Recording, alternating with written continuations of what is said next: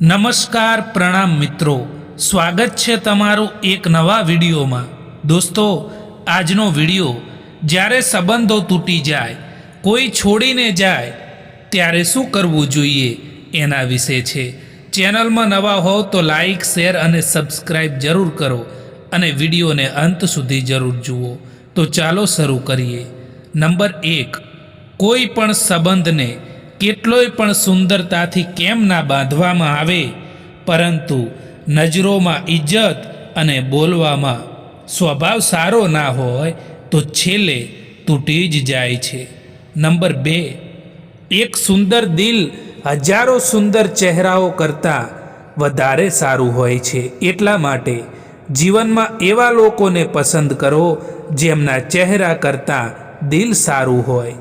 Number 3, જ્યારે સંબંધમાં નાની નાની વાતોમાં જીદ આવી જાય છે, અહંકાર આવી જાય છે ને, ત્યારે એ સંબંધ લાંબો સમય ટકતો નથી। નંબર 4, જો બંને વ્યક્તિ એકબીજાને સમજી શકે, પોતાની ભૂલો સ્વીકારે અને એને સુધારે તો સંબંધ તૂટતો બચાવી શકાય છે। નંબર 5, જીવન એ સાગર છે જેમાં કંઈક પામવાનો નહીં પણ કંઈક શીખવાનો પ્રયાસ કરો। નંબર 6, દરેક લહેર તમારું બધું લઈ જશે એવું નહીં હોય। ઘણી વખત એ લહેર એ તમને બચાવવાનું પણ શીખવાડી શકે છે। નંબર 7, સફળતા એ માત્ર ટાર્ગેટ સુધી પહોંચવાનો માર્ગ નથી, પણ એ છે કે એ માર્ગમાં મળતા સંઘર્ષને સ્વીકારીને આગળ વધવાની હિંમત। જીવનમાં દરેક પગલાં ઉપર પડકાર આવશે, પણ તમારું દ્રઢ મન જ તમને જીત તરફ લઈ જશે। જીવન એ એક પુસ્તક છે અને દરેક દિવસ એ એક નવું પાનું છે। ભૂતકાળની ભૂલોમાં અડકીને નહીં બેસો, ભવિષ્યની ચિંતામાં ચોંકો નહીં।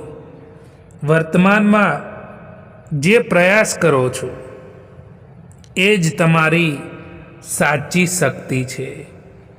જ્યારે તમે આજના દિવસે શ્રેષ્ઠ કાર્ય કરો છો ત્યારે કાલ સ્વયં તમારો સાથ આપે છે।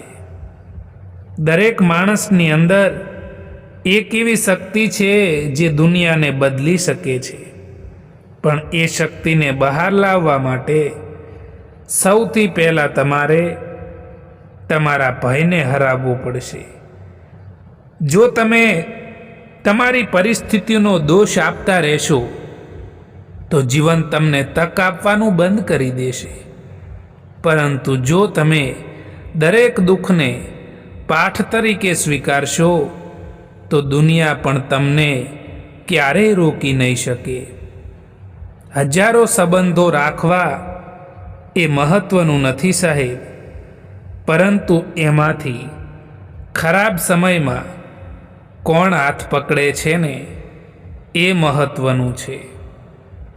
અત્યારે જમાનો એક જ વસ્તુ પર ચાલે છે કે હું કહું એમ કરો તો જ તમે સારા, બાકી ખરાબ।